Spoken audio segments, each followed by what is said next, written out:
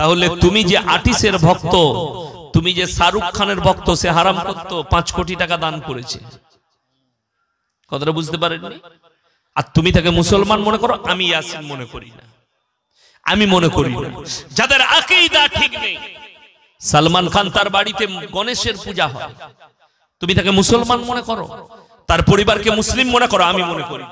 শুনেলেন, আমি কিন্তু গোল আলু বক্তা নয়। আমি একটা জলসাই বলেছি, ফিল্মের একজন আর্টিস্ট একটা মুফতিকে বিয়ে করেছে, তার নাম হচ্ছে সানা খান।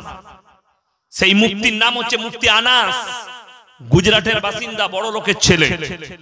আচ্ছা এটা বলুন, বড় লোকদের জন্য ফতোয়া আলাদা তো নাকি? এই দেখেন হাসছে আমার ভাইজান, ইনারাও হাসবে। বড় লোক, গরিব, ধনী, দরিদ্র সকলের জন্য ফতোয়া ইসলামে এক, কারোর জন্য আলাদা নয়। সে বড় লোকের ছেলে, সে বলছে मैं साना खान से निकाह कर लिया और मैं हनीमून में जा रहा हूं, तेरा जैसा मुफ्ती हमारे जेब में रहता है। এই মুফতিগুলো সমাজের কলঙ্ক, আল্লাহ এদের গ্রেবানটা ধরে বিনা হিসাবে জাহান্নামে ঢুকাবে। যদিও এই দেওবন্দি আকীদা নিয়ে থাকে, তারপরও আমি শওকতের বেটা বলে গেলাম, এই ছেলেটা দেওবন্দি আকীদার ছেলে।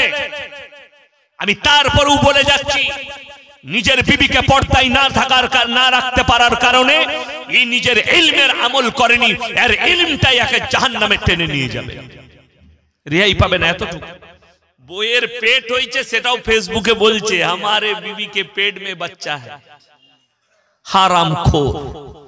এটার নাম ইসলাম? কষ্টের বিষয়, তুমি ইসলাম বুঝতে পারো না। আরো একটু আগে নিয়ে যাই। আচ্ছা আপনারা বলুন, আমাদের এখানে মসজিদ আছে না নাই? আছে, আছে, নামাজ পড়ে এলাকার যারা এসছেন।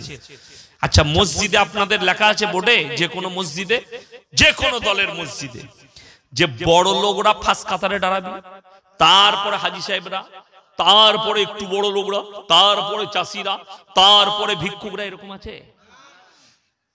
পৃথিবীর কোন মসজিদে নাই। জোরে একবার বলুন সুবহানাল্লাহ। গ্রামের কোটিপতি সে যদি ফার্স্ট কাতারে দাঁড়ায় উজু করে ফজরের সময়, আর একজন ভিক্ষুক যদি উজু করে আগে এসে সেই কোটিপতির পাশে দাঁড়ায়, ইসলামের হুকুম হচ্ছে তুমি তাকে পেছনে করতে পাবে না। জোরে বলুন সুবহানাল্লাহ। আমার আল্লাহ মসজিদের মধ্যে জাত বিচার করেনি, আর এরা ধর্মের মধ্যে জাত বিচার করে। জোরে বলুন নারায়ে তাকবীর। ইসলামে কোন রকমের জাত বিচার নেই। ইসলাম জাত বিচার দেয়নি, মসজিদ থেকে প্রমাণ দিয়েছে। তুমি যদি উজু করে বাদশা ফরহাদের পাশে প্রথম দাঁড়াও, পৃথিবীর কেউ নিষেধ করতে পাবে না। শুনে যান, আমার বয়ান যদি কোনো অমুসলিম ভাই শোনার জন্য আসেন, আমাকে অনেক হিন্দু ভাইরা ফলো করে বয়ান শুনে। কালকেই আমি মেদিনীপুরে এক জায়গায় বাজারে দাঁড়িয়েছিলাম, আমার সঙ্গে সালাম দিচ্ছে। আজকে কাটুয়া ঘাটে যখন বিকালে পার হচ্ছে আমি সন্ধ্যাবেলায়, তো একজন আমার সঙ্গে মুলাকাত করলো, আসসালামু আলাইকুম হুজুর। আমি বললাম মুসলিমদের ছেলে, ওয়ালাইকুম সালাম। তারপরে বললেন যে স্যার একটা রাগ করবেন না। কি হয়েছে বাবা? বলে স্যার আমি না হিন্দুদের ছেলে। আমি আচ্ছা, বলে আমি আপনার বয়ান না শুনে ঘুমাই না। আমি তাকে দোয়া দিলাম, আল্লাহ তোমাকে ইসলামের জন্য কবুল করুক। জোরে বলুন আমিন।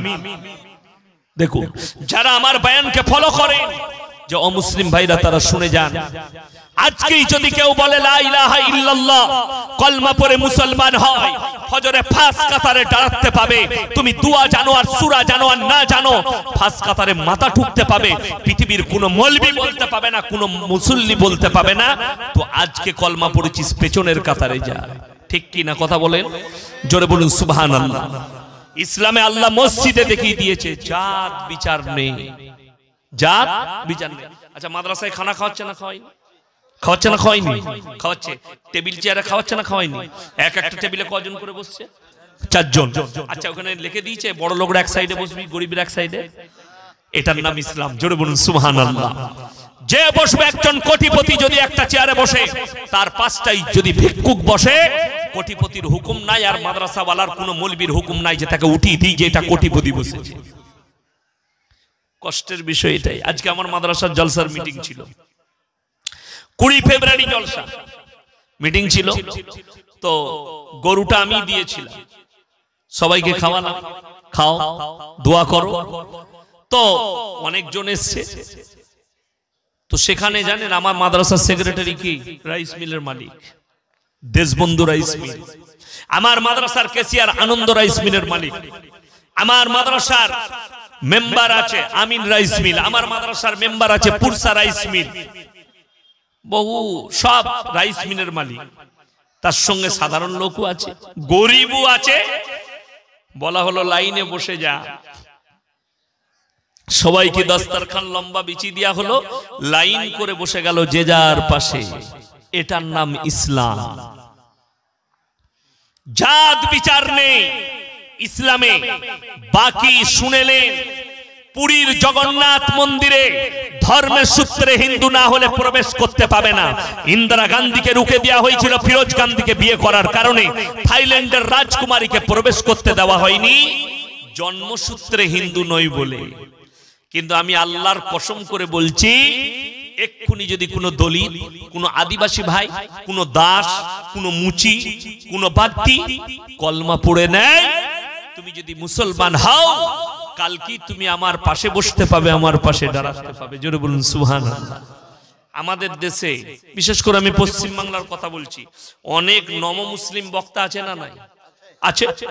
সাগরদিঘিতে একজন আছে, আমি চিনি, তার নাম হচ্ছে হাবিবুল্লাহ রাজেন্দ্র প্রসাদ। হিন্দু থেকে মুসলিম হয়েছে, তাকে আমরা স্টেজে জায়গা দিয়েছি না তাই না? এটার নাম ইসলাম। কালকে আমি তাকে চিনি না, মিটিনো ভাইপোকে আমি চিনি না। তো শুনেন, ওগুলো আনকমন কমেন্ট গুলো বলছি, যেগুলো বুজুর্গিয়াতি এনেছে, যারা দিনের উপরে টিকে আছে। মিঠুনে ভাইপোকে কিন্তু এখন খুঁজে পাওয়া যাচ্ছে না, মালটা কোথায় আছে। হ্যাঁ, শুনেলেন। এরপর আপনাকে বলি, মেদিনীপুরে একজন ছিল আব্দুর রাজ্জাক রাত মেদিনীপুরি, ব্রাহ্মণদের ছেলে, ইসলাম কবুল করেছিল। জোরে বলুন সুবহানাল্লাহ। আমি তখন বাচ্চা ছেলে, স্কুলে পড়ি। আমার আব্বাজি মাদ্রাসার জলসায় এনেছিলেন। কালকে আমি উনার এলাকায় ছিলাম, একবারই উনার এলাকায় 2-4টা গ্রামের পরে আমি জলসা করেছি। তো শুনেন, তিনি মারা গেছেন, আল্লাহ জান্নাতি করুক, বলুন আমিন। দেখুন, এরকম হাজারো বক্তা আমাদের দেশে নও-মুসলিম। 24 পরগনায় একজনের বাড়িতে খেলাম, তার নাম হচ্ছে পাপ্পু যাদব। ইউটিউবে দেখে নেবেন, বক্তার নাম কি বললাম? পাপ্পু যাদব। ও 24 পরগনায় বাড়ি, দক্ষিণ 24 পরগনায়। আমি তার বাড়িতে খানা খেলাম। কি বুঝলেন? কেন? ইসলামে জাত বিচার নাই। সে ইসলাম কবুল করেছে, সে যেই হোক, যাদব হোক আর যাই হোক। এখন আর কিন্তু যাদব নাই, এখন কি? এক মুমিন আর এক মুমিনের ভাই ভাই। জোরে বলুন না সুবহানাল্লাহ। এটার নাম ইসলাম। আমরা এটার উপরে আমল করি যে এক মুসলমান আর এক মুসলমানের ভাই ভাই। জোরে বলুন সুবহানাল্লাহ। সবাই নিজেকে মনে করবেন, বলুন ইনশাআল্লাহ। আজকে মুসলমান পেছিয়ে কেন আপনারা পেছিয়ে যাচ্ছেন? দুটো কারণ। একটা হচ্ছে দ্বীনি শিক্ষা নাই, দুনিয়াবি এডুকেশন নাই। আমি কিন্তু কিছু ডোজ দিয়ে যাব, ডোজগুলো মানবেন তো? জোরে বলুন ইনশাআল্লাহ। হ্যাঁ, ডোজগুলো কিন্তু খুব কাজের, কিন্তু ডোজগুলো খুব কড়া। ওষুধ কিন্তু যত ভালো হয় তত তেতা হয়, ঠিক কি না? কথা বলে, কাজটা কিন্তু খুব ভালো হয়। তো আমি ওইরকম কিছু ওষুধ দেবো, 2-3টে নিবেন। জোরে বলুন ইনশাআল্লাহ। দেখুন, এখানে উলামারা বসে আছেন। প্রত্যেকটা মুসলমান নরনারীর জন্য দ্বীনি শিক্ষা করা কি ফরজ। আমি বলে যাই, এখানে যতগুলো ভাই আমার বসেছেন, দাঁড়িয়ে আছেন, মায়েরা যারা বসে আছেন, 98% মুসলমানের কাছে দ্বীনি শিক্ষা নাই। ঠিক বললাম না ভুল বললাম? যদি বলেন দ্বীনি শিক্ষার কি প্রয়োজন আছে, শুনেলেন, দ্বীনি শিক্ষা না থাকার কারণে মুসলমান হারাম হালালের বিচার করতে পারে না, দ্বীন আর বদ্দীন চিনতে পারে না, শিরক আর বেদাত চিনতে পারে না, কুফরি চিনতে পারে না। বেঈমান কাফেররা যে জালটা আপনার উপরে ছুড়ছে, সেই জালটা দেখার ক্ষমতা আপনার চোখে নেই, যেহেতু আপনার কাছে দ্বীনি শিক্ষা নেই। দ্বীনি শিক্ষা কোথায় করবেন? কতটা করবেন? অতটা দ্বীনি ইলম হাসিল করতে হবে যতটা করলে হারাম হালাল চিনতে পারেন, দিন আর বদ্দিন চিনতে পারেন, শিরক আর বেদাত চিনতে পারেন, বেঈমান কাফেরের কুফরিগুলো চিনতে পারেন। রাগ করবেন না। এই গত মাসটা, এটা জানুয়ারি মাস চলছে, চলছে না চলেনি? জানুয়ারি। এর আগের মাসটার নাম কি ছিল? ডিসেম্বর।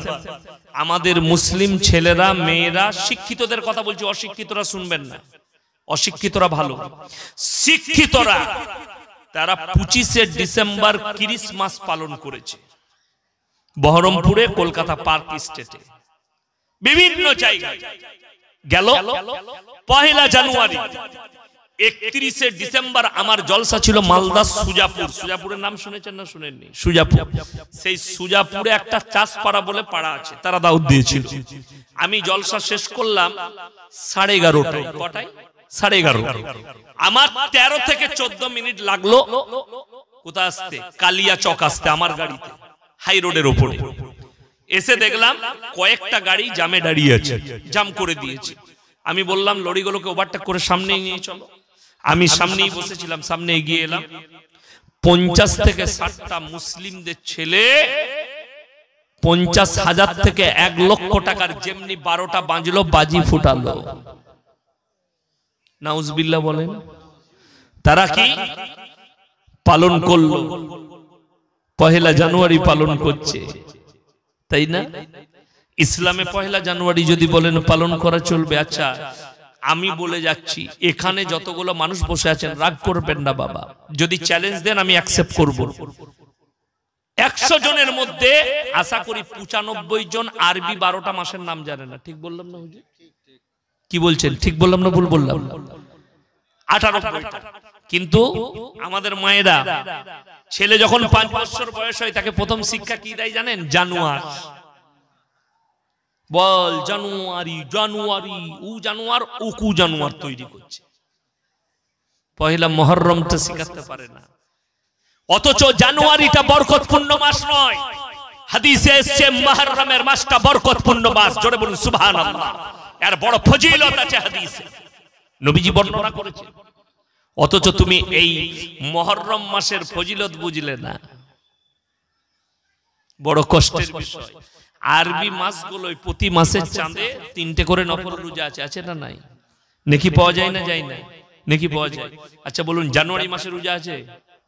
কথা বলেন। দেখেন হাসছেন, মৌলভী সাহেবরা হাসছেন, আমার ভাইরা হাসছেন।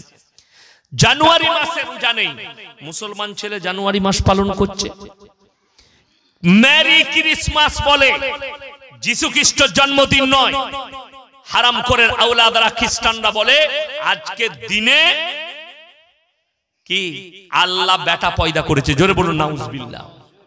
খ্রিস্টানদের ঈমান তখন ধ্বংস হয়েছে। ওই জন্য আমার একটা জলসাই আছে, আপনাদের পার্শ্ববর্তী দেশ বাংলাদেশের প্রধানমন্ত্রী, তিনি একটা বায়ানে বলেছিলেন যে কিছু মৌলবি বলছে আমার ছেলে নাকি খ্রিস্টানদের মেয়েকে বিয়ে করেছে। এটা ঠিক কথা, খ্রিস্টানদের মেয়েকে বিয়ে করেছে। খ্রিস্টানরা আহলে কিতাব, আহলে কিতাবের বাইরে নয়, এটা উনি বলেছেন। ওই জন্যই বলা হয়, শুনেলেন আমার কাছে একটা তথ্য নেন, মায়েরা রাগ করবেন না। একটা মেয়ে যদি MA পাস করে আর একটা ছেলে 8 পাস হয়, তার থেকে 8 পাস ছেলেটার বুদ্ধি অনেক বেশি। কথা বলে না? বাস্তব বলছে, এটা বাস্তব। বুদ্ধিতে কাঁচা, বিবেকে কাঁচা। জ্ঞান বেশি থাকতে পারে, সাধারণ জ্ঞান কম হবে। ওই জন্যই তো এই ভাষাটা বলেছে। লোকে মূর্খ বলছে, মৌলবীরা তাকে খারাপ বলছে, আমরা তাদেরকে নোংরা বলছি। কেন? খ্রিস্টান আহলে কিতাব থেকে বেরিয়ে গেছে। যেদিন বলেছে ঈসা আল্লাহর বেটা, সেদিন থেকে তারা আহলে কিতাব নাই, কাফের হয়ে গেছে। কোরআন খুলে আপনাদেরকে বুঝিয়ে দিই। আচ্ছা হাত তুলে বলুন, আগামী থেকে কে কে ফিস্টি করবেন না পহেলা জানুয়ারি? হাত তুলে বলুন তো জোরে ইনশাআল্লাহ। যুবক দিকে বলছি, কেউ ফিস্টি করবেন না, জোরে বলুন ইনশাআল্লাহ। আচ্ছা রমজান মাসে তোমরা যদি মসজিদে একসাথে চাঁদা তুলে ইফতারি করো, গরিবকে খাওয়াও, নেকি আছে না গুনাহ? নেকি আছে, জোরে বলুন সুবহানাল্লাহ। তোরে বুকা পহেলা জানুয়ারি যে টাকাটা ফিস্টি করবে ওটা জমা করে ইমামের কাছে রাখ। রমজান মাসে পহেলা রমজান এই টাকাটার ইফতারি হবে গোটা মুসল্লিদের। জোরে বলুন সুবহানাল্লাহ। এত লাভ আছে, এত লাভ, নেকি পাবে। একটা রোজদারকে কেউ যদি রোজা খোলায় 30টা রোজদারের সমান নেকি তার নামায় আমলে আল্লাহ লিখবেন। জোরে বলুন সুবহানাল্লাহ। তো আপনি পহেলা জানুয়ারি পালন করছেন, কোরআন খুলে আমার আল্লাহ রাব্বুল আলামিন কোরআনে বললেন গায়রিল মাগযুবি আলাইহিম ওয়ালাদ-দাল্লিন। মাগযুম মানে ইহুদি আর দাল্লিন মানে হচ্ছে নাসারা। এই দুটো দলই পদভ্রষ্ট এবং এদের যারা অনুসারী হবে তারাও পদভ্রষ্ট হবে।